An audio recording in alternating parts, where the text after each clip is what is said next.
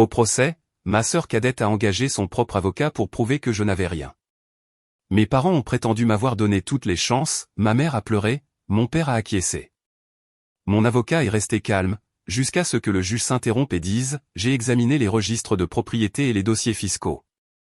Quelqu'un ici est en train de mentir. » Ma mère, Jeanne Lefebvre, sanglotait de façon théâtrale, tamponnant ses yeux parfaitement secs avec un mouchoir de créateur, tandis que toute la salle du tribunal de commerce de Grenoble observait en silence. Mon père, Didier Lefebvre, était assis à côté d'elle, la mâchoire serrée dans une déception calculée, hochant gravement la tête pendant que leur avocat présentait les documents, affirmant que je devais 1,8 million d'euros à ma jeune sœur. Je suis Élise Durand, fondatrice et présidente directrice générale d'Alp Vigilance Technologies. Aujourd'hui, j'étais assise à la table de la défense dans un tailleur gris simple mais coûteux, à côté de mon avocate, maître Émilie Valois, qui restait parfaitement calme même lorsque la partie adverse se donnait en spectacle. L'avocat engagé par ma sœur s'est levé, la voix pleine d'assurance. Mon entreprise, affirmait-il, était au bord de l'effondrement, incapable de rembourser le grand investissement qu'elle avait fait des années plus tôt au nom de la famille, en vertu d'un accord interne autorisé par nos parents, et le tribunal devait intervenir pour la protéger en tant que créancière. Tout le monde dans la salle se pencha en avant. Ma sœur était assise bien droite, un léger sourire victorieux jouant sur son jeune visage. Puis, le juge Quinn cessa brusquement de lire la requête. Il retira ses lunettes, examina de plus près les registres de biens et d'impôts nouvellement soumis, et leva les yeux. Sa voix résonna clairement dans la salle d'audience silencieuse. J'ai examiné les registres de biens et d'impôts. Quelqu'un dans cette salle d'audience me ment effrontément. Le sourire confiant de ma sœur disparut instantanément. Les larmes de ma mère s'arrêtèrent comme sur commande. Mon père se figea. J'étais assise là, tranquillement, attendant le moment que j'avais préparé au cours des 10 dernières années. Avez-vous déjà eu un membre de votre famille proche qui a minimisé ou même tenté de saper le succès pour lequel vous aviez si durement travaillé? Partagez votre histoire dans les commentaires ci-dessous. Je les lis tous et j'adorerais savoir comment vous avez géré la situation. Aimez et abonnez-vous pour ne pas manquer la suite, car cette histoire ne fait que commencer. Je me tenais silencieusement dans la salle d'audience, attendant le moment que j'avais préparé au cours des 10 longues dernières années. Les racines de cette confrontation remontaient à notre maison familiale à Grenoble, en France, où les Lefebvre s'étaient fait un nom dans l'immobilier et l'aménagement de la montagne. Mon père, Didier Lefebvre, possédait l'une des plus grandes entreprises de la région, spécialisée dans l'acquisition de terrains, les droits d'exploitation et les projets de villégiature haut de gamme dans le massif de Belledonne. Il avait commencé modestement après l'université, mais s'était développé de manière agressive, transformant les relations familiales en contrats de plusieurs millions d'euros qui ont façonné les stations de ski et protégé les panoramas. Ma mère, Jeanne Lefebvre, se concentrait sur le statut social, elle présidait des conseils d'administration d'œuvres de charité, organisait des galas au cercle privé et s'assurait que notre nom apparaisse dans les pages mondaines locales. Dès le début, ma jeune sœur, Claire, a été la préférée. En tant que benjamine de la famille, née 8 ans après moi, elle a reçu une attention que je n'ai jamais eue. Mon père l'emmenait often à des réunions avec des partenaires, même lorsqu'elle était encore au lycée. Je me souviens d'un été où elle avait 16 ans. Il l'avait emmenée à un déjeuner de négociation dans un restaurant de grillades du centre-ville, la présentant comme « l'avenir des entreprises Lefebvre », tandis que les cadres riaient d'un air approbateur. Celle-ci à l'instinct, disait-il en lui tapotant la main. Elle ira beaucoup plus loin que je n'ai jamais pu le faire. Il lui achetait tout ce dont elle avait besoin pour se préparer, des tuteurs privés pour les cours de commerce, un nouveau VUS de luxe pour son 18e anniversaire et des stages dans l'entreprise où elle le suivait de près. Les partenaires la connaissaient par son nom, et mon père s'assurait qu'elle assiste aux sessions de stratégie, apprenant à lire les tendances du marché pour les propriétés en montagne. Ce n'était pas subtil. Il voyait en clair le mélange parfait de charme et d'ambition pour faire avancer l'entreprise familiale traditionnelle sans faire de vagues. J'avais suivi un chemin différent. Après mon diplôme de premier cycle, je me suis inscrite à la faculté de droit de l'université Grenoble-Alpes, pensant que cela correspondrait au monde des contrats et des transactions foncières de mon père. Mais pendant ma 2e année, je suis devenu obsédé par la technologie durable, plus précisément par les logiciels capables de surveiller et de protéger les ressources de montagne en temps réel, prévenant la surexploitation tout en soutenant le développement. Je passais mes nuits à faire des recherches sur les modèles d'intelligence artificielle pour suivre la fonte du manteau neigeux, l'érosion des sols et les corridors phoniques. Le potentiel semblait énorme, des outils qui pourraient aider les agences nationales comme l'Office national des forêts à prendre de meilleures décisions.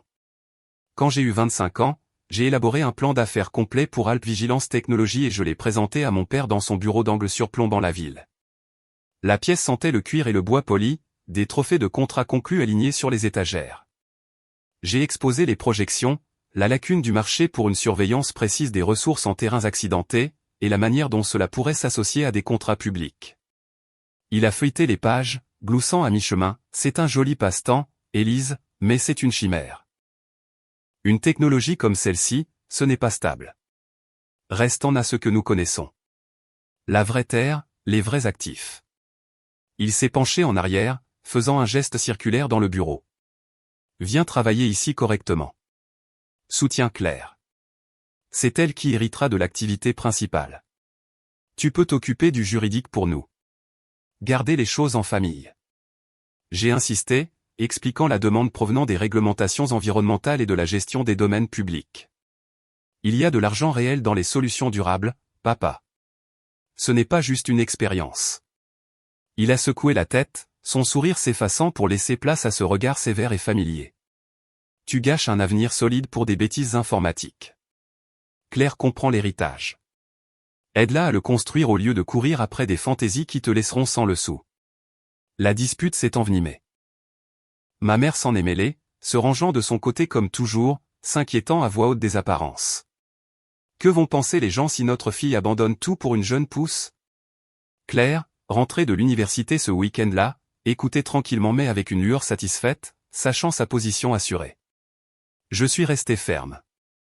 Je ne reviendrai pas pour jouer les seconds rôles. Je le ferai par moi-même.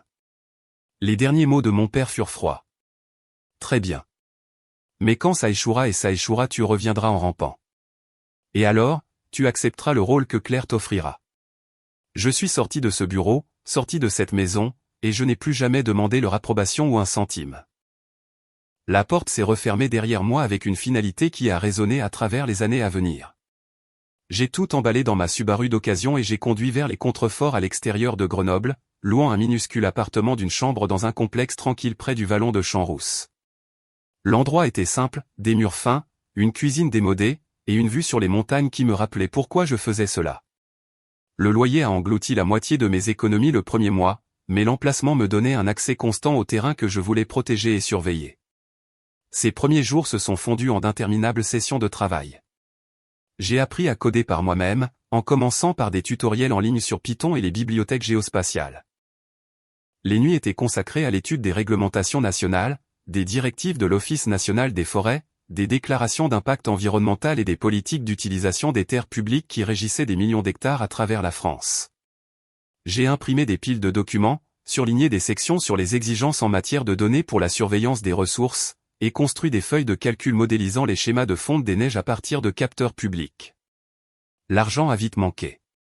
J'ai accepté des contrats en indépendant pour rédiger des rapports de base pour de petites organisations environnementales à but non lucratif, juste pour couvrir les courses et les factures d'Internet. Le café est devenu mon carburant. Le sommeil était secondaire. Le ventilateur de l'ordinateur portable ronronnait constamment pendant que je développais le premier prototype, une application qui extrayait des images satellites et des données de capteurs au sol pour prédire les risques d'érosion sur les pistes des stations de ski et les sentiers publics. Ce prototype était mon espoir de percer. Je l'ai présenté à un partenaire potentiel rencontré sur un forum de fondateurs en ligne, un homme qui prétendait avoir des relations avec des investisseurs de l'industrie du plein air. Nous nous sommes rencontrés dans un café à Mélan, et il semblait enthousiaste, proposant de co-développer et de me présenter à des sources de financement. J'ai partagé l'intégralité du code source et les conceptions détaillées, faisant confiance à un accord verbal. Quelques semaines plus tard, silence radio.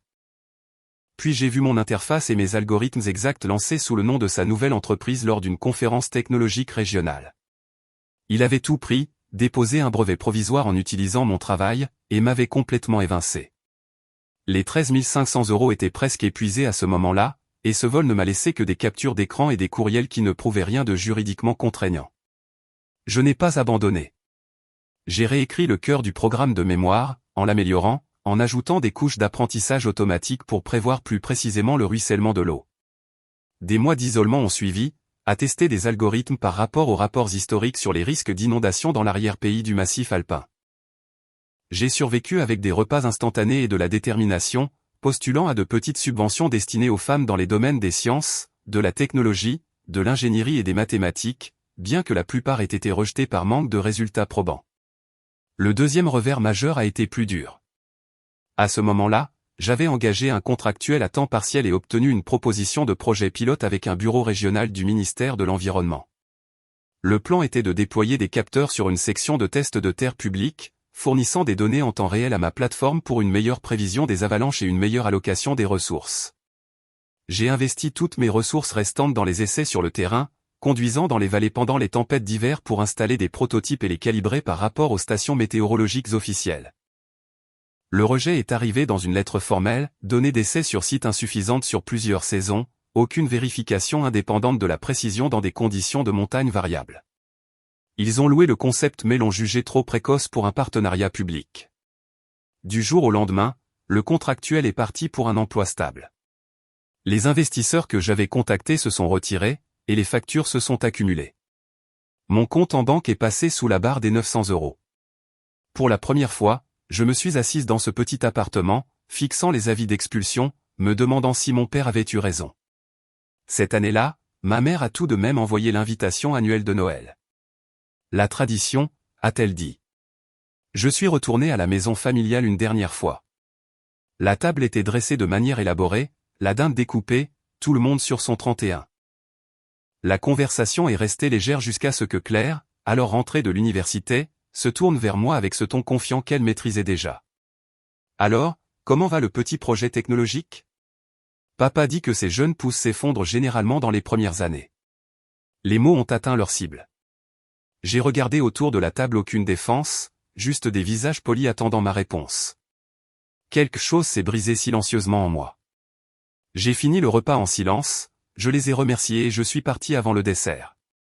Sur le chemin du retour en remontant la vallée, j'ai pris ma décision, plus de contacts, plus d'énergie dépensée à me justifier.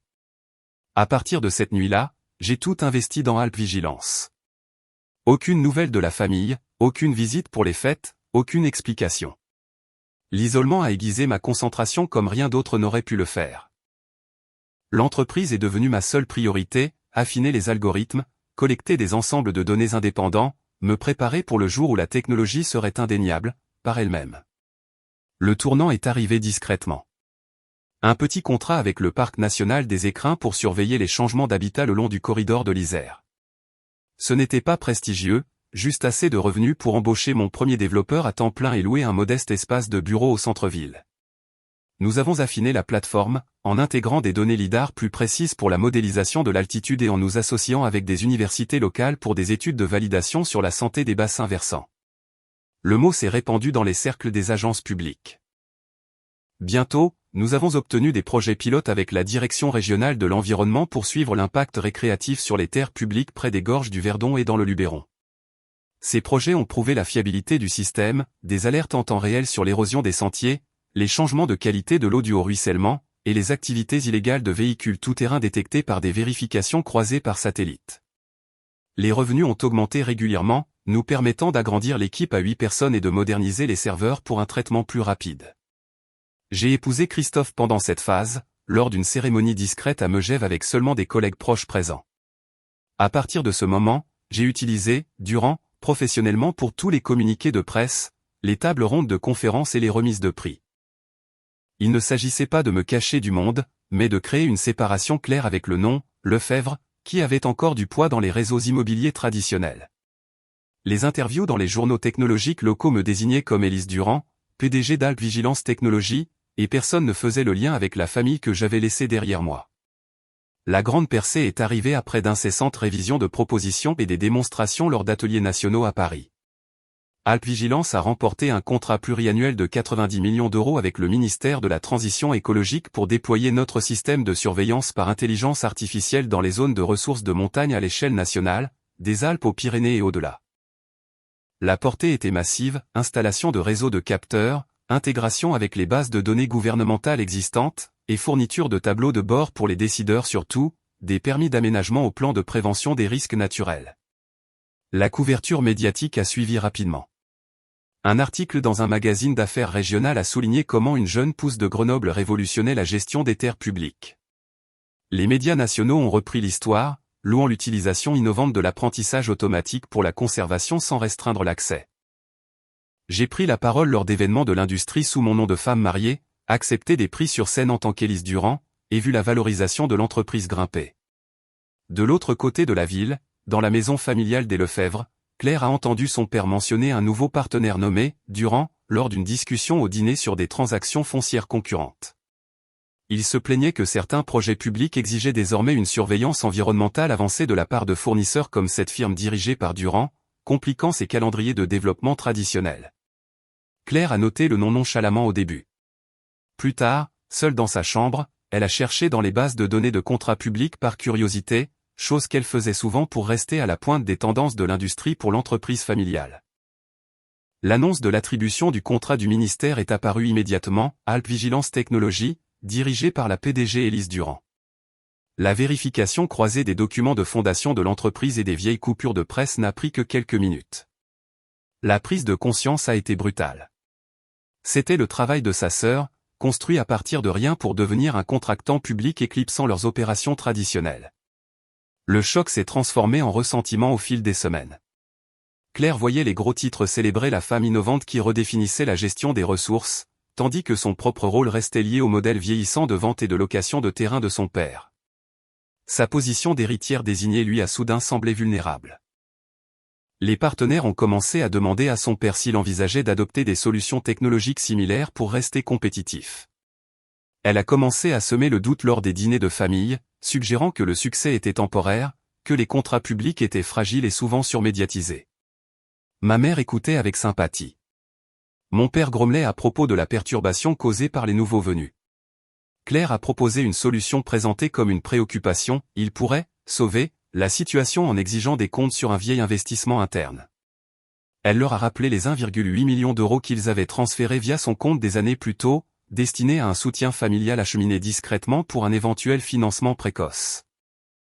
Bien que jamais formellement investi, elle a soutenu que cela pourrait être présenté comme un prêt non remboursé maintenant que l'entreprise semblait solvable.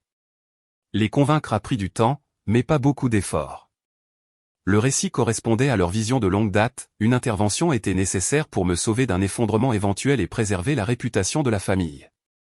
Claire s'est chargée de trouver un avocat prêt à déposer une plainte sur la base de cette prétendue dette, rassemblant des dossiers fabriqués pour soutenir l'accusation de défaut de paiement.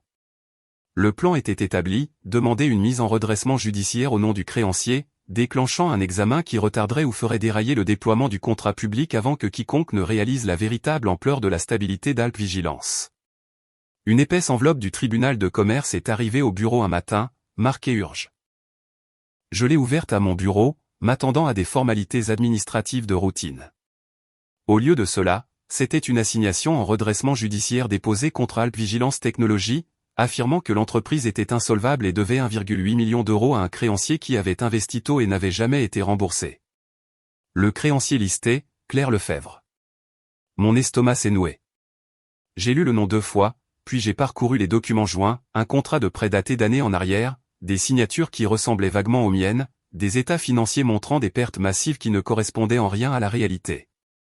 Il alléguait un investissement soutenu par la famille, acheminé via le compte de Claire pour des raisons fiscales, maintenant en défaut de paiement. Le choc a frappé en premier, puis une vague d'incrédulité. Claire, ma propre sœur, était allée aussi loin. J'avais tout construit sans un centime de leur part, et pourtant, voici une réclamation fabriquée de toutes pièces, conçue pour forcer une surveillance judiciaire et arrêter mes opérations. J'ai appelé Maître Valois immédiatement.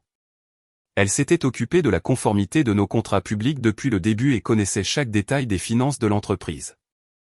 J'ai numérisé et envoyé le dossier par courriel tout en étant encore en ligne. La voix d'Émilie est restée professionnelle mais empreinte d'inquiétude pendant qu'elle examinait les documents. C'est une fraude flagrante, Élise. Des signatures falsifiées, des comptes inventés, des chronologies qui ne correspondent à aucune transaction réelle. Nous pouvons démanteler tout cela avec les relevés audités et les registres bancaires seuls. Elle a fait une pause. Mais voici le risque. L'assignation elle-même crée des complications. Même si elle est rapidement rejetée, le dépôt devient un document public. Cela pourrait déclencher des examens de la part de nos partenaires publics, retarder les décaissements de fonds ou effrayer les investisseurs privés. Et si le juge assigné a des liens locaux avec des familles établies comme la vôtre, il pourrait faire traîner les choses pour la forme. Son avertissement a fait son effet. Le milieu des affaires de Grenoble était très soudé. Les réseaux de vieilles fortunes se chevauchaient avec les nominations judiciaires. Une affaire prolongée pourrait bloquer notre déploiement national au pire moment possible. Je suis rentré tôt ce jour-là, l'esprit en ébullition. Christophe était dans la cuisine quand je suis entré, sentant immédiatement que quelque chose n'allait pas. Je lui ai tendu les papiers sans un mot. Il a lu en silence, son visage se crispant à chaque page. « C'est de la folie », a-t-il dit finalement. « Ta propre sœur. Après tout ce que tu as construit de manière indépendante. » Nous sommes restés assis à table tard dans la soirée, à en discuter.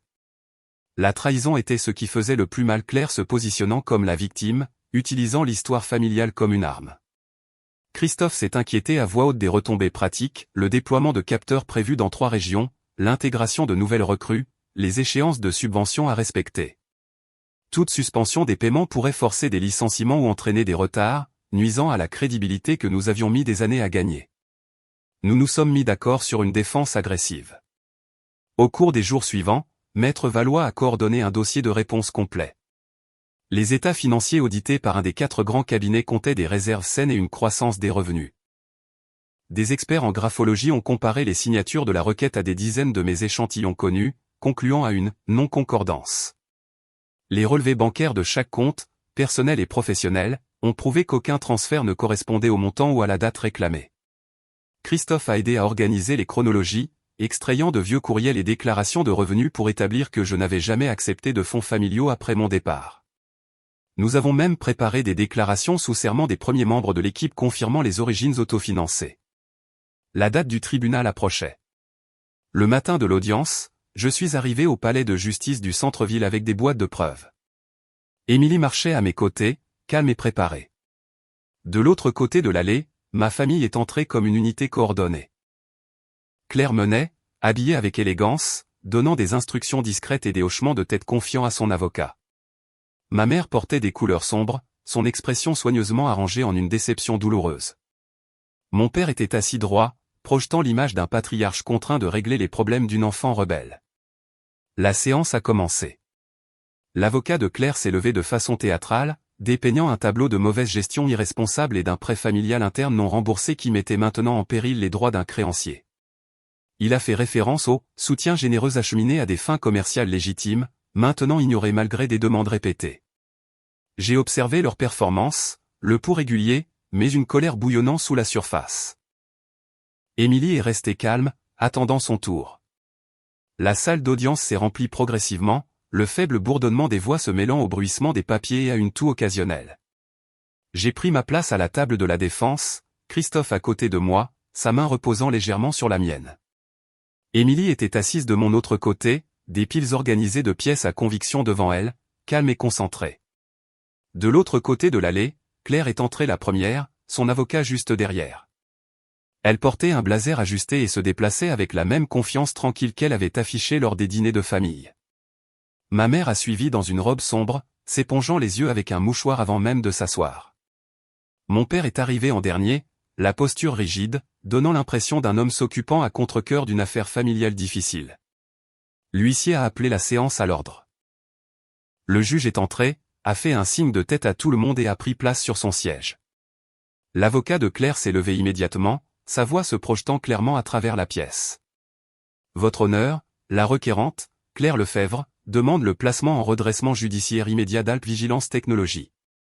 L'entreprise est en cessation de paiement et n'a pas remboursé un prêt de 1,8 million d'euros avancé il y a des années dans le cadre d'un arrangement familial interne. Le créancier a subi un préjudice financier important. Il a fait un geste vers une pile de documents. Nous avons des contrats de prêt, des reconnaissances de dette et une correspondance montrant que la dette a été reconnue mais jamais remboursée. Le récent contrat public de l'entreprise ne change rien à sa détresse financière sous-jacente. Ma mère a laissé échapper un léger sanglot à la mention de « détresse financière ». Mon père a hoché la tête lentement et solennellement. Claire a gardé le regard fixé devant elle, les lèvres pincées en une ligne de certitude vertueuse. Émilie est restée assise, l'expression neutre, les laissant terminer leur performance. Quand l'avocat s'est assis, le juge s'est penché en avant. Avocate de la défense? Émilie s'est levée avec aisance. Votre honneur, nous avons déposé une réponse complète et une requête en rejet pur et simple. Avant de continuer, je demande au tribunal d'examiner les registres de biens et d'impôts supplémentaires soumis la nuit dernière. Le juge a fait un signe de tête au greffier. Quelques minutes se sont écoulées pendant qu'il feuilletait les nouvelles pages. La pièce est devenue plus silencieuse à mesure qu'il lisait. Puis il s'est arrêté, a retiré ses lunettes et a regardé directement la table de Claire. J'ai examiné les registres de biens et d'impôts. Quelqu'un dans cette salle d'audience me ment effrontément. Les épaules de Claire se sont raidies. Le mouchoir de ma mère s'est figé en l'air. La mâchoire de mon père s'est crispée. Émilie s'est avancée. Votre honneur, nous avons 3 preuves principales qui démontrent que l'assignation est frauduleuse. Elle a projeté la première pièce à conviction sur l'écran. Les signatures sur les prétendus documents de prêt ne correspondent à aucun échantillon connu de l'écriture d'Élise Durand. Une analyse graphologique par un expert certifié montre des divergences claires dans les schémas de traits et la pression. Chaque signature est une contrefaçon. Diapositive suivante. La date de l'investissement présumé tombe pendant la 2e année d'université de mademoiselle Claire Lefebvre. Les relevés bancaires de cette période ne montrent aucun virement sortant important de ses comptes, ni aucun dépôt correspondant dans l'entreprise. Dernière diapositive. Le numéro de compte indiqué comme ayant reçu les fonds n'a jamais existé dans aucun registre bancaire associé à Alp Vigilance Technologies ou à la famille Lefebvre. Il semble avoir été inventé pour ce dépôt. Christophe a serré ma main. J'ai senti sa présence stable à mes côtés. Le visage de Claire a perdu toute couleur. L'inclinaison confiante de son menton a disparu. Les sanglots de ma mère se sont arrêtés brusquement, comme si quelqu'un avait appuyé sur un interrupteur. Mon père regardait droit devant lui, la peau pâle. Le juge a posé les documents. Maître Valois, avez-vous autre chose à ajouter? Émilie a secoué la tête. C'est l'essentiel, votre honneur. La requête ne contient aucune dette légitime, aucun investissement réel et aucun fondement pour une procédure collective. Nous demandons au tribunal de la rejeter et de renvoyer l'affaire au bureau du procureur de la République pour enquête sur l'escroquerie au jugement et l'interférence potentielle avec un marché public. Le juge a balayé la salle du regard, puis a fixé son attention sur la table de Claire. Le tribunal estime que la requête est sans fondement et repose sur des preuves fabriquées. L'affaire est rejetée. Le greffier est chargé de transmettre tous les documents au bureau du procureur de la République pour action appropriée. Ce tribunal ne tolérera pas les tentatives d'utiliser abusivement les procédures collectives pour interférer avec un marché public ou pour commettre une fraude. Le marteau s'est abattu sèchement. Claire est restée figée, les yeux écarquillés. Ma mère fixait le sol. Les mains de mon père agrippaient le bord de la table, les jointures blanches. Émilie s'est tournée vers moi avec un petit signe de tête soulagée. Christophe a expiré, sa prise sur ma main se relâchant pour la première fois de la matinée. J'ai senti le poids des 10 dernières années s'alléger légèrement, bien que la colère brûlât encore sous la surface. La salle d'audience a commencé à se vider, mais les vraies conséquences ne faisaient que commencer. Les enquêteurs ont agi rapidement une fois que le signalement est arrivé sur leur bureau. Les agents ont d'abord interrogé l'avocat de Claire, lui exposant les preuves de fraude et le risque de radiation du barreau s'il ne coopérait pas. Faisant face à de graves conséquences, il a remis des courriels, des projets de documents et des enregistrements de réunions où Claire avait détaillé le plan, le présentant comme nécessaire pour protéger les intérêts familiaux de mon prétendu échec imminent. Le tableau complet s'est dessiné, Claire avait tout orchestré, de la fabrication des anciens papiers de prêt à l'entraînement de sa mère et de son père pour leur rôle au tribunal. Le parquet a monté un dossier solide pour escroquerie, faux et usage de faux, et tentative d'entrave à un marché public. Les options de Claire se sont rapidement réduites. Son avocat a négocié une reconnaissance préalable de culpabilité pour éviter un procès et une peine plus sévère. Elle a accepté une peine avec sursis, une inscription à son casier judiciaire qui la suivrait à vie, des amendes substantielles qui ont vidé ses économies personnelles, et des ordonnances de dédommagement. Le plus blessant pour elle, son père a formellement révisé ses plans de succession et les documents de succession de l'entreprise, la retirant de tout rôle de direction ou d'héritage significatif lié à l'entreprise. Le statut des « enfants prodiges » s'est évaporé du jour au lendemain. Les retombées se sont étendues à l'entreprise familiale. la nouvelle du scandale s'est répandue dans les cercles immobiliers étroits de la région. Des clients importants, des promoteurs ayant des projets de villégiature en cours, ont demandé des audits de leur partenariat. Plusieurs se sont entièrement retirés, invoquant un risque pour leur réputation. Les banques ont resserré les lignes de crédit après avoir lu les articles de presse. Mon père a passé des mois à essayer de stabiliser les opérations, mais les flux de trésorerie ont souffert car les transactions étaient au point mort. Au cours de l'année suivante, d'autres partenaires ont pris leur distance. Une entreprise clé à Courchevel s'est effondrée lorsque l'autre partie a invoqué une clause de moralité. Les revenus ont chuté brutalement. Mon père a vieilli visiblement, travaillant de plus longues heures pour sauver des relations qu'il avait mis des décennies à construire. Finalement, sans voie de redressement viable, il a accepté une offre d'un concurrent régional plus grand et a vendu l'entreprise à une fraction de sa valeur antérieure. Le nom Lefebvre a perdu sa domination dans l'aménagement de la montagne. Ma mère a envoyé une lettre environ 8 mois après la condamnation. Elle est arrivée manuscrite sur du papier épais, 12 pages justifiant leurs actions. Elle a écrit sur son inquiétude pour mon bien-être, sa peur que le monde de la technologie ne me ruine, et comment Claire les avait convaincus que l'intervention était le seul moyen de me faire rentrer à la maison. Des phrases comme « Nous ne voulions que ce qu'il y a de mieux » et « La famille devrait rester unie dans les moments difficiles » remplissaient les pages. Aucune excuse directe, juste le regret que les choses aient dégénéré. Je l'ai lu une fois, puis je l'ai mise de côté sans répondre. La confrontation finale a eu lieu dans le couloir du palais de justice juste après la confirmation de la peine. Ma famille s'attardait près d'un banc, parlant à voix basse. Claire paraissait plus petite, les yeux baissés. Ma mère serrait des mouchoirs.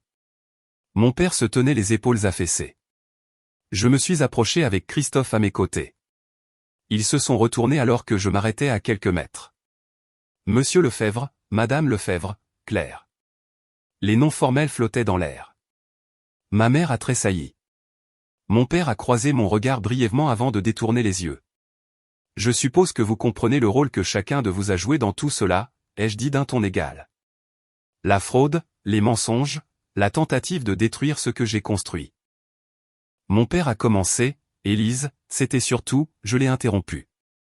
Ne dis rien. Claire a mené la danse, mais vous l'avez soutenue. Vous avez choisi de croire que j'échouerais plutôt que d'admettre que vous aviez tort.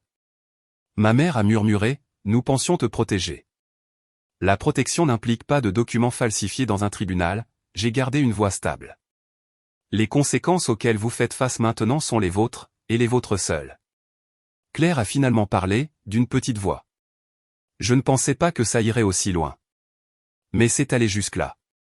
Et pour moi, c'est terminé.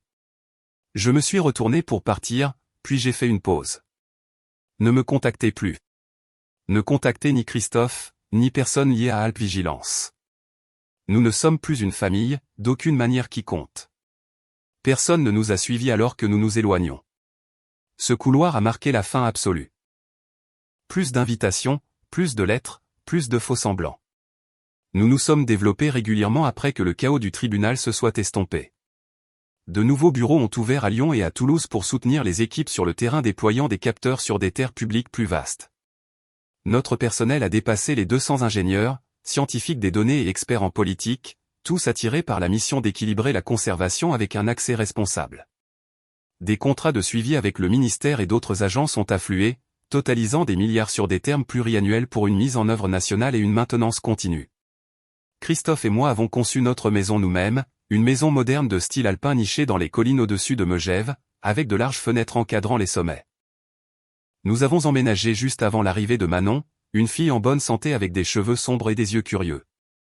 La vie s'est installée dans un rythme de réunions de conseils d'administration, de dîners de famille et de soirées tranquilles à regarder les couchers de soleil depuis la terrasse.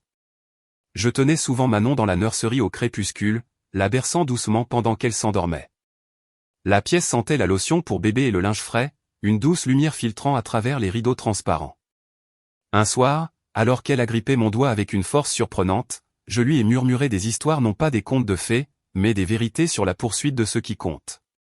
Tu essaieras des choses qui te font peur, lui ai-je dit doucement. Et certaines personnes diront peut-être que c'est impossible ou imprudent, mais celles qui comptent t'applaudiront chaque pas, même les faux pas. Elle a gazouillé, les yeux mi-clos. J'ai pensé aux célébrations d'équipe après chaque contrat, quand les longues nuits se transformaient en rire autour d'une pizza, les collègues envoyant des félicitations par texto à des heures indues parce qu'ils s'en souciaient vraiment. C'étaient les personnes dont j'avais choisi de nous entourer. Aucune nouvelle n'est jamais venue des Lefebvre. Pas de carte, pas d'appel, pas de tentative de réconciliation. Le silence était complet, et je l'accueillais avec plaisir. Manon ne connaîtrait jamais le poids de l'approbation conditionnelle ou la piqûre du favoritisme. Son monde serait rempli d'encouragement à explorer, à échouer et à réessayer, soutenu par un appui indéfectible. Je l'ai placé dans son berceau, regardant sa petite poitrine se soulever et s'abaisser.